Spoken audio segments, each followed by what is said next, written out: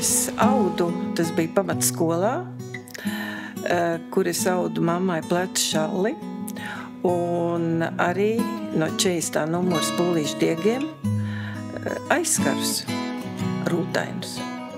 Aušanai ir nepieciešama šī liela pacietība, jo viss darbs ir ļoti darbietilpīgs pašā sākumā. Tas aušanas process, tā kā jau viss ir, kā saka, sagatavots, tas jau ir pats patīkamākais.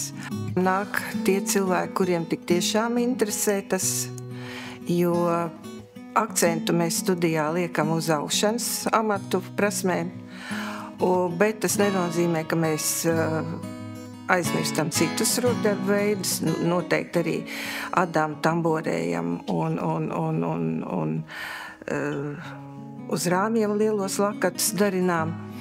Man ļoti patīk veidot tas radošums, ko tur var ielikt, strādāt ar tām krāsainām dzijām, liekot kopā kompozīciju, taisot un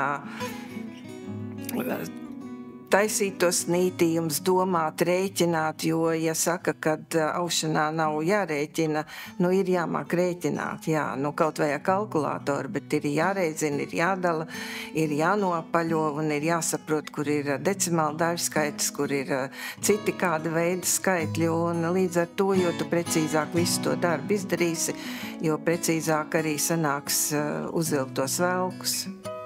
Mēs vairāk, pat cik es esmu arī tīra zemgaliete, no Zemgales, un lielākā daļa arī meitenes dzīvo šeit. Protams, ir arī, kas ir atbraukuši no citurienes, bet akcentu liekam uz Zemgali.